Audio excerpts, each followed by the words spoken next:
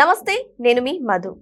విజయసాయి రెడ్డి ఒక ట్వీట్ చేశారు. అంటే వెనిజులా ఇష్యూస్ ని యూజ్ చేసుకుంటూ ఆ ట్వీట్ చేయడం అయితే జరిగింది.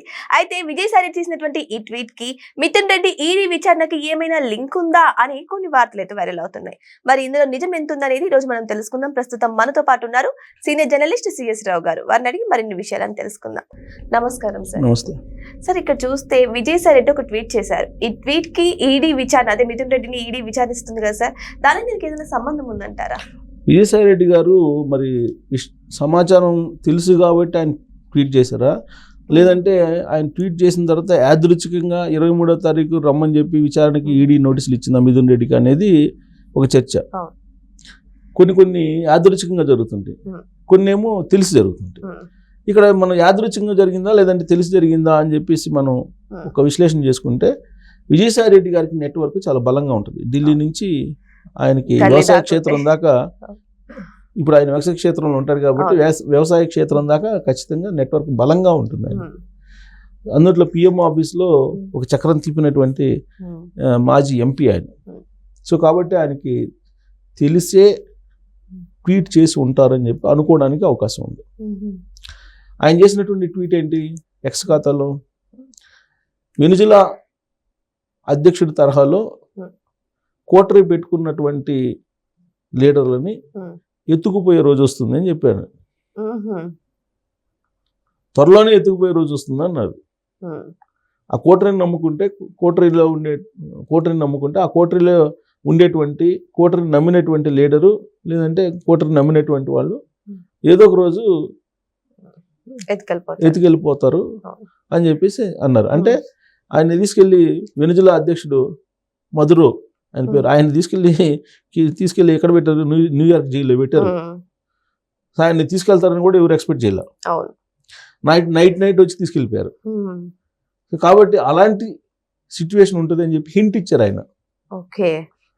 అలాంటి హింట్ ఇచ్చారు. ఎవరికి ఇచ్చారు అని అంటే, ఖచ్చితంగా గత ప్రభుత్వంలో కీలకంగా ఉండి కోటరీని పెట్టుకున్నటువంటి వాళ్ళ గురించి చెప్పుంటారు అనేది సర్వత్రా వినిపిస్తుంది. అరెస్ట్ కూడా ఎప్పుడు ఎలా ఉంటుంది అనేది కూడా ఆయన చెప్పారు. వెనిజులా అధ్యక్షుడి తరాలో ఉంటుంది అని చెప్పారు. క్లారిటీ ఇచ్చేస్తున్నారు. అది మనం నమ్ముదామంటే ఖచ్చితంగా నమ్మడానికి అవకాశం ఉంది విజయసాయి రెడ్డి గారు చెప్తే.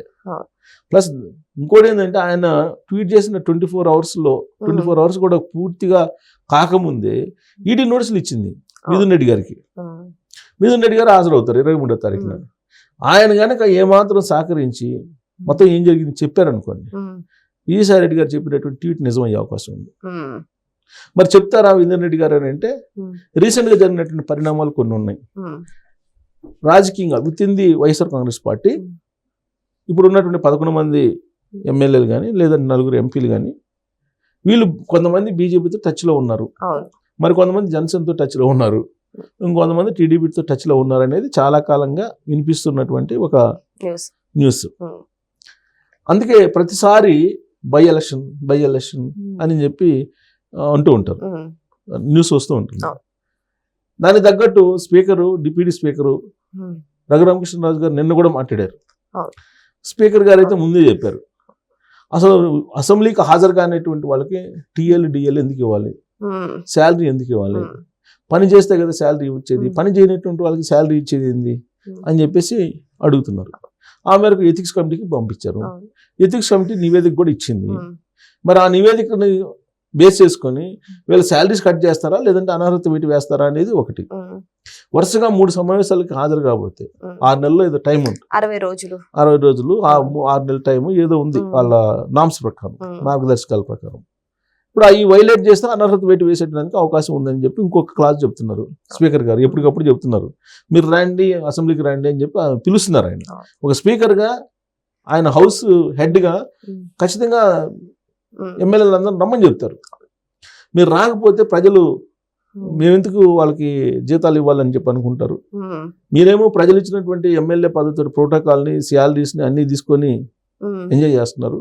వాళ్ళ సమస్యలను ప్రస్తావించడానికి అసెంబ్లీకి రావట్లేదు, కాబట్టి మీరు తప్పు చేస్తున్నారు, మీరు రండి అని చెప్పి ఆయన అంటున్నారు. ఇంకోటి కూడా అన్నట్టున్నారు సార్, వచ్చి ఊరిని సైన్ పెట్టి వెళ్తామంటే కుదరదు అని కూడా అన్నట్టున్నారు. దొంగ సంతకాలు పెట్టి వెళ్తే కుదరదు, బయట సంతకాలు పెట్టి వెళ్తే కుదరదు అని కూడా అన్నారు. దానికి సంబంధించి సీసీ కెమెరాలు ఫుటేజ్ అన్నీ ఉన్నాయి. అనర్హత వేటు వేయాలనుకుంటే అనర్హత వేటు వేసేదానికి అవకాశాలు ఉన్నాయి. లేదు జీతాలు కట్ చేస్తారంటే జీతాలు కట్ చేసుకునే అవకాశం ఉంది. సరే ఈ లోపల వీళ్ళు ఏం చేస్తున్నారు, అసలు వైఎస్ఆర్ కాంగ్రెస్ పార్టీకి సంబంధించి జగన్మోహన్ రెడ్డి గారు తీసుకుంటున్నటువంటి కొన్ని నిర్ణయాలు ఏదైతే ఉన్నాయో ఆ నిర్ణయాలు పార్టీని ముందుకు తీసుకెళ్లలేమేమో అనేటువంటి ఆందోళన కొంతమందిలో ఉంది. ఏ పార్టీలోనే ఉంటుంది, వైఎస్ఆర్ కాంగ్రెస్ పార్టీలో. ఇప్పుడు అధినేత తీసుకున్నటువంటి నిర్ణయం కొన్ని సందర్భాల్లో కొంతమందికి నచ్చదు, కొంతమందికి నచ్చుతుంది. మెజారిటీ వాళ్ళకి నచ్చితే ఓకే, మెజారిటీ వాళ్ళకి నచ్చకపోతే రివర్స్ అవుతుంది. ఇప్పుడు జగన్మోహన్ రెడ్డి గారు పీపీపీ మోడల్ మెడికల్ కాలేజీలకు సంబంధించి 1 కోటి సంతకాలు పెట్టించమని చెప్పారు. 1 కోటి సంతకాలు ఆయన చెప్పిన టైంకి పెట్టించారా? పెట్టించలేకపోయారు. దాదాపు గవర్నర్ అపాయింట్మెంట్ 2 సార్లు మార్చుకున్నారు, ఎందుకు 1 కోటి సంతకాలు కాలేదు కాబట్టి. పోనీ ఇంత చేసి 1 కోటి సంతకాలకు సంబంధించి గవర్నర్కి ఇచ్చారు. ఇంత చేసి పీపీపీ మోడల్లో మెడికల్ కాలేజీలు వీళ్ళు పెట్టకూడదు అని చెప్పి 1 కోటి సంతకాలు పెట్టించారు కదా. మరి న్యాయస్థానాలు ఏం చెప్తున్నాయి? హైకోర్టు ఏం చెప్పింది? ముట్టికాలేసింది. మీరు చేస్తున్న తప్పు, దేశం మొత్తం పీపీపీ మోడల్ తోటి అభివృద్ధి చేసుకుంటుంటే, ఇన్ఫ్రాస్ట్రక్చర్ డెవలప్ చేసుకుంటుంటే మీరు పీపీపీ మోడల్ని ఎలా వ్యతిరేకిస్తారని చెప్పి అక్షంతలు వేసింది హైకోర్టు. దాంతోపాటు ఎన్ఎంసీ వచ్చింది, నేషనల్ మెడికల్ కౌన్సిల్ వాళ్ళు వచ్చారు. ఈ మధ్యన వచ్చారు ఆయన, నేషనల్ మెడికల్ కౌన్సిల్ చైర్మన్. ఆయన కూడా మేము పీపీపీ మోడల్లో మేము హాస్పిటల్స్ కడతాం, మెడికల్ కాలేజ్ కడతాం అని ఆయన చెప్పాడు. తర్వాత కేంద్ర ఆరోగ్య శాఖ మంత్రి నడ్డా గారు ఆయనే చెప్పాడు, మీ పీపీ మోడల్ దేశం మొత్తం వస్తుంటే ఆంధ్రప్రదేశ్లో మీరు పీపీపీ మోడల్ వద్దంటారు ఏంటి అని చెప్పి ఆయన మాట్లాడారు. సో అన్ని రకాలుగా కేంద్ర ప్రభుత్వం నుంచి, న్యాయస్థానాల నుంచి అన్ని రకాలుగా తప్పు పడుతున్నాయి. ఆయన 1 కోటి సంతకాలు పెట్టి పీపీపీ మోడల్ వద్దంటారు. సో దాని మీద ఆయన ఏదో రియాక్ట్ అయ్యారు. టెండర్లు వేసిన వాళ్ళని నేను అధికారంలోకి వస్తాను, వచ్చి రాగానే 2 నెలల్లో జైల్లో పెట్టిస్తానని చెప్పేసి భయపెట్టడం ఇవన్నీ జరిగినాయి. అది ప్రజల్లోకి వెళ్ళిందంటే వెళ్ళాల. సో అలాంటప్పుడు సీనియర్ లీడర్స్ వైఎస్ఆర్ కాంగ్రెస్ పార్టీలో ఉండేటువంటి వాళ్ళు ఎలా ఫీల్ అవుతారు? ఈయన తీసుకునే నిర్ణయాలన్నీ ప్రజా మన్ననలు పొందట్లేదు, ప్రజాదరణకు గురి కావట్లేదు, కాబట్టి మనం ఎందుకు ఆయన చెప్పింది వినాలని ఒక అభిప్రాయం ఉంటుంది. ఎమ్మెల్యేలకు కూడా అదే ఉంటుంది. అలాంటి ఎమ్మెల్యేల్లో కొంతమంది బీజేపీ తోటి, కొంతమంది జనసేన, కొంతమంది టీడీపీ తోటి టచ్లో ఉన్నారు. ఎందుకంటే ఈయనతోటి ఉండలేము అని. ఇప్పుడు విజయసాయి రెడ్డి గారు ఏం చెప్పారు, ఆయన జగన్మోహన్ రెడ్డి గారితో అసలు రాజకీయాలు మనం చేయలేము, ఇమడలేము, అక్కడ ఇమడలేని పరిస్థితిలో నేను బయటకు వస్తున్నాను, ఆ కోటరీని పెట్టుకొని నడుపుతున్నాడు ఆయన అని చెప్తున్నారు. అమరావతి విషయంలో అదే చేశారు.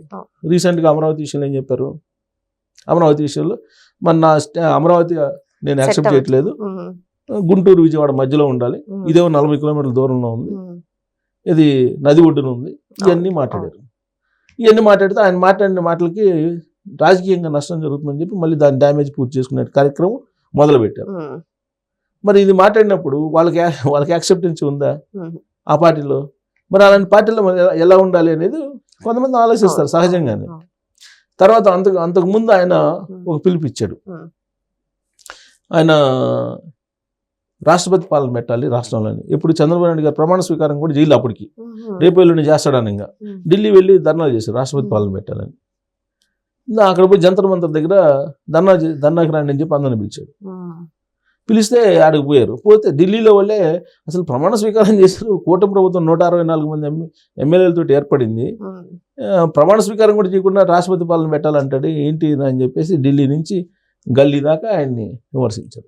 సో ఇలాంటి పరిస్థితుల్లో ఎమ్మెల్యేలు వాళ్ళందరూ వ్యతిరేకించే పరిస్థితి. అలాంటి వాళ్ళల్లో మిథున్ రెడ్డి గారు, తర్వాత పెద్దిరెడ్డి రామచంద్రారెడ్డి గారు కూడా ఉన్నారు అనేది ఈ మధ్య కాలంలో సోషల్ మీడియాలో వచ్చినటువంటి న్యూస్. అది కన్ఫర్మ్ కాకపోయినప్పుడు, ఎందుకనంటే జగన్మోహన్ రెడ్డికి అత్యంత ఇష్టమైనటువంటి లీడర్లు వీళ్ళ ఫ్యామిలీ. కాకపోతే మిథున్ రెడ్డి అరెస్ట్ అయినప్పుడు, మిథున్ రెడ్డి జైల్లో ఉన్నప్పుడు వెళ్ళలేదు జగన్మోహన్ రెడ్డి చూడటానికి కూడా వెళ్ళలేదు. కాబట్టి ఎందుకు వెళ్ళలేదు అనేది అప్పుడు కూడా న్యూస్ వచ్చింది. ఆ కారణం ఏంటంటే బీజేపీ వాళ్ళతో టచ్లో ఉన్నారు, బీజేపీలోకి వెళ్ళబోతున్నారు అని చెప్పి వచ్చింది. ఇప్పుడు 2 రోజుల క్రితం కూడా ఇది ఢిల్లీలో ఏదో మాట్లాడుకుంటున్నారు అనేది కూడా ఒక న్యూస్ వచ్చింది. సో అదే నిజమైతే మిథున్ రెడ్డి గారు విచారణకి సహకరిస్తాడు 23వ తారీఖు. పూర్తి స్థాయిలో సహకరిస్తే డెఫినెట్గా విజయసాయి రెడ్డి గారు ఏదైతే హింట్ ఇచ్చారో వెనుజులా అధ్యక్షుడి తరహాలో ఎత్తుకుపోయే అవకాశం ఉందని అది జరిగి తీరుతుంది. అంటే ఆయనకి ఇన్ఫర్మేషన్ తెలిసి ఆ ట్వీట్ చేసి ఉండొచ్చు అనేది అప్పుడు మనం నిర్ధారణకు రావచ్చు. లేదంటే యాదృచ్ఛికంగా ఆయన చేసిన దానికను ఈడీ నోటీసులకి, మిథున్ రెడ్డికి ఇచ్చిన నోటీసులకి యాదృచ్ఛికంగా జరిగినటువంటి పరిణామంగా మనం చూడాలి. సో ఏదేమైనా సరే విజయసాయి రెడ్డి చేసినటువంటి ఈ ట్వీట్ మాత్రం వైరల్ అవుతుంది. మరి మిథున్ రెడ్డి విచారణకు హాజరైన తర్వాత ఆయన సహకరిస్తారా లేదా, అక్కడ జరిగే పరిణామాలను బట్టి ఈ ట్వీట్ కి దీనికి లింక్ ఉందా లేదా అనేది మనం తేల్చవచ్చు. సో చూస్తూనే ఉండండి. Thank you so much. Thank you sir.